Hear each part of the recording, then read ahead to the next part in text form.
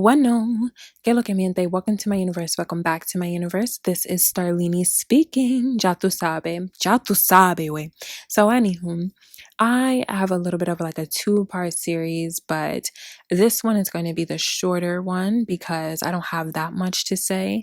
The title is something like being friends with the girl who doesn't know that she's pretty. I don't know that that's exactly what I'll title it, but that's the subject matter for today or for this podcast. And then for the part two, it'll just be a different one.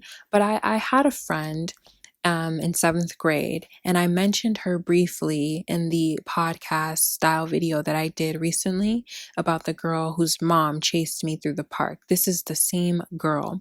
And I don't want to say too much about her because I don't know. I don't think anybody from my school days listens to my stuff, but in the event that they do, they may be able to figure out who this girl is. But this girl, I thought that this girl was pretty. I did. And it's not like I thought that I should look more like her or anything like that. No, I recognized definitely by seventh grade that I would never be white naturally. I would never like have my hair texture become like hers and that we are just different beings. But I could recognize that she was a pretty girl too. And I thought that it was weird that she had become so convinced that she wasn't white enough. And for that reason, she wasn't pretty enough. I don't know where she got the idea of whiteness being pretty from and better than her.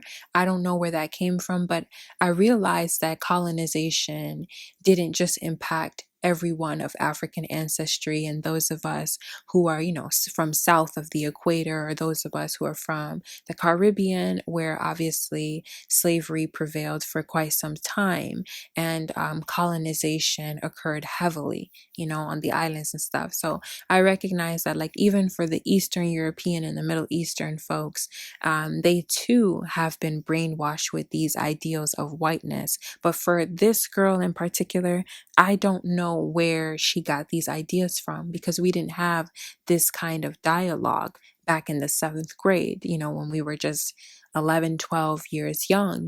She may have just watched things on Disney Channel or Nickelodeon or whatever and saw girls on posters and heard like Taylor Swift's music and compared herself to those people. And she's a lot closer to whiteness than I will ever be naturally. So maybe she just used to look at those people and think like, oh, I'm almost there, I'm almost white, but I know that for her, she didn't really see herself as white the same way that she saw the white girls that she envied. Now, I first learned of the way that she did not like herself and didn't see herself as white enough in the seventh grade when she would speak about like her makeup. I don't know. I don't know. I don't want to say too much, but this girl used to put white powder on her face. This girl used to use a foundation that was much lighter than hers. And I know this because I went to her house and I saw the foundation and she told me, that it's lighter than her skin complexion, but she doesn't care. She prefers it that way. And I know she also, I'm not trying to like throw dirt on this girl's name. That's why I do not want to say too much. But I know that this girl also used like hair remover on her face and it created like a little bit of a white patch. So then she put that all over her face. And I remember her coming to school and telling me that her skin was lighter because of the hair removal cream. Like, I guess she put it all over her face or something like that, and it made her skin look lighter temporarily.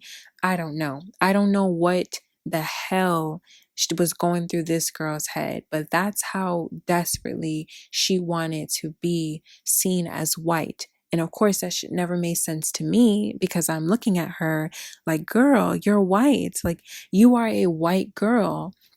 But, again, we just had a different way of looking at ourselves. So that's all I can say about that. But yes, this girl really believed that if she were to just look whiter, if she were to just be lighter, if she just looked a little bit better, or if she just looked a little less foreign, then she would look better. And I know that her mother dyed her own hair blonde, and I think that somehow that sent messages to the daughter that she had. And I think my friend internalized her mother's actions to mean that she didn't like herself and therefore she shouldn't like her own self.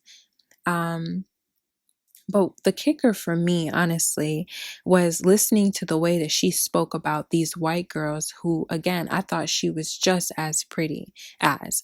She would talk about this one girl, or actually a few girls in particular, as if they were so much better than her. And I would tell her, you are just as pretty as they are. Like, you're pretty too. But she didn't believe it because she did not have their features. And I just think it's so sad and so crazy to me that some girl as young as 10, 11, and 12 years young would be so convinced that she's ugly when I know for a fact that girl was pretty. And the kicker to me, or the kicker for me to this very day, is the fact that now so many girls wish they look like her.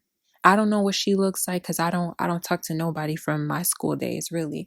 And I don't know what I don't use social media, so I don't even know what she looks like or anything. But her dark hair, her brown eyes, her yellow or olive white skin, or whatever the hell, that is the signature look. That is the look that Kim Kardashian apparently popularized. That is the look that Kim Kardashian returns to every time she's done trying on black people, Bo Derek braids, every time she's done, borrowing from black people and the black as female aesthetic and all that kind of stuff. That's the look that they return to.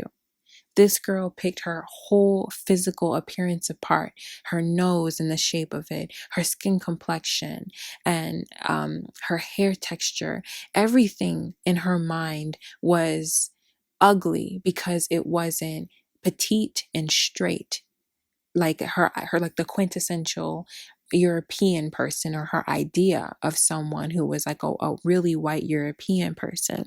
She didn't see herself as being the same as them. And I don't know where she's at now, but I can say that it's so weird to me to see how 10 plus or 13 years later, this look of having dark hair and having somewhat of a racially ambiguous, or just like a not fully white aesthetic is the look. That's what all these Instagram models look like. That's what people are dyeing their hair to have. People want the look of being able to pass as if they are like somewhat mixed. And if they're not able to look like they're mixed because their skin isn't dark enough, then looking as far away from like that blonde hair, blue-eyed Taylor Swift appearance as possible. It's very interesting to me. And I just wanted to throw that out there because, well, one, if she ever comes across this, I would want her to know all along she had the look. All along, she was a pretty girl. She did some ugly things, but in terms of her aesthetic, in terms of her physical appearance, she was a pretty girl all along. I thought she was pretty. I thought she had pretty eyes. I thought she had just pretty features in her face. Her hair was cool. Like, her hair wasn't completely straight, but her hair wasn't curly either. I think she said it used to be curly when she was a kid, but she straightened her hair so much that it lost its wave. So she had like a 2B, 2C, or 2A kind of curl, something in that range. And then it was like a 1C or a 2A type of curl by the end of it. But the girl was a pretty girl, and she just had no idea. And I heard somebody say not too long ago, when I was watching something or reading something, the girl said one of the ugliest things is a pretty girl who doesn't know that she's pretty, because there's nothing you can tell her to get her to see it. And that is the sad reality of it all. Once you have been conditioned to look at yourself as less attractive, which many of us have been conditioned to think and see when we look at ourselves, it's really hard to turn that rhetoric off, no matter how many times other people try to challenge it. That's something I realized for myself. No matter how many times somebody told me I was pretty, I had agreed with the people who told me that I was ugly, the bullies and my parents who bullied me. And I made agreements with their words, especially when it came from my mother, because I came from her. They say you are your mother's child. Right? So if my mother looks me in my face and for whatever reasons, maybe it's because I was a foster child, and when I came back to her custody, I didn't remember her at all and I didn't attach to her. So she said things to me that really hurt. And one of those things was that I was ugly. She told me that I had a rough voice. She told me that I talk like a man and that I was never going to get a man because of the way that I spoke. And these were the things that she said to me when I was 8 and 9 and 10 years young. So by the time I made it to middle school, I was convinced that I was this hideous creature, and I was convinced that I was just trash, like a waste of space, a waste of a human being. And I used to really beg God to just take me out of this life because I didn't see myself as being valuable at all. Not if a guy isn't ever going to want me because my voice is too low, and my own parents who gave birth to, my own mother who gave birth to me is telling me that I'm ugly. Do you know how hard it is to convince yourself otherwise? And all it takes is for one more person to validate that. All it takes is for one person to tell you you're ugly again for you to believe it's really true, because you've heard it several times after you've already made an agreement with that.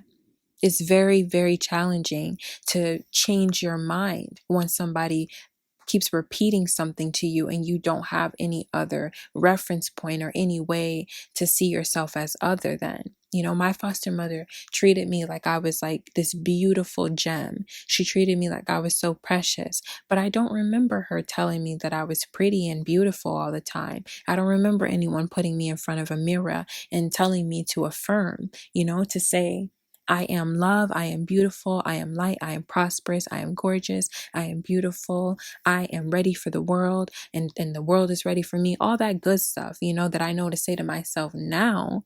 I didn't know any of that as a child, and I doubt that this friend of mine knew any of that either.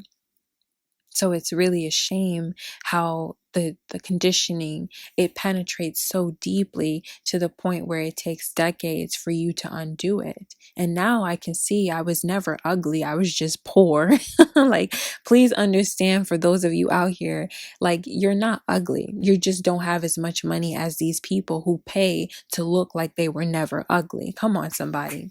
Come on, because that's really what the gag is. That's really what the game is. These people want to make you feel like you're ugly and talk down to you whole time. If you see that before and that after, you will realize you were never in your freaking life ugly. You just didn't have money to look like the standards. And it's a shame that after all these decades, people still believe that these standards have to be upheld and that we have to subscribe to them. If your teeth are not completely straight, people feel pressure to go get them done and to spend thousands.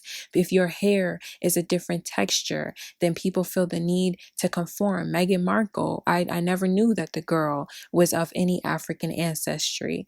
The girl looked like a white woman to me. Her hair was always straight in every image they showed of her next to Prince Harry. So I don't know why anybody thought her child was going to come out black at all, because it obviously didn't, and it obviously couldn't with the way that she looks, and the fact that her mother wasn't even that dark either. Like, come on now, but I'm not going to get into all that. I would just say, like, that's another person who conforms, and you can tell that she conforms because her hair texture from when she was a teenager is nothing like the way she wears her hair straight all the time. These are the things that people do to conform. When you see all these Latina women who have dark hair naturally and more of a brown skin naturally, but they stay out of the sun, they make sure to wear their hats and their sunglasses, and they dye their hair all types of blonde and keep their hair straight all the time, you would never know how many of these Hispanic people actually have curly hair. actually have more of a brown complexion, because all that mejora la raza stuff is still indoctrined in their minds,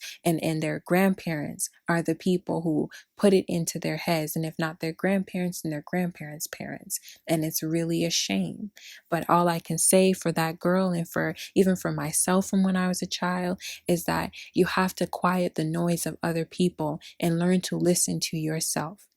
Because you didn't come into this world thinking that you were inferior. You were taught that. And when you realize that, it's a game changer. I swear it is. When you realize that you only think that you're ugly, you only think that you're fat, you only think that you're less than, you only think that you're undesirable because you keep telling yourself that you are, because these people have told you that you are. It changes the game, because all you have to do is stop telling yourself those things. It's not about lying to yourself, but stop telling yourself these things. Because if you were to strip everyone of all the things, the accessories and the makeup, the clothes, the hair, all that stuff that they hide behind, you will realize these people they're no better than you. Okay? We're all human. We're all flawed. We're all like basic looking people who have pretty features, and then we're just basic normal human beings. Do you think elephants are walking around like, oh my god, you're so much prettier than me? Y'all are elephants. You look like an elephant. We're humans. We look like humans. It doesn't have to be that deep and that complex, but people don't realize that there is a machine that makes money off of our insecurities. There's a machine that counts on us being so eager to change the way that we look and so eager to conform. And until y'all stop feeding this machine and stop dogging yourselves for the way that you look, then you'll always be enslaved to it. That's a word. Come on, somebody. Come on. But that's all I wanted to say about that. I will say on that note, tata mi amores, thank you for listening. Take care.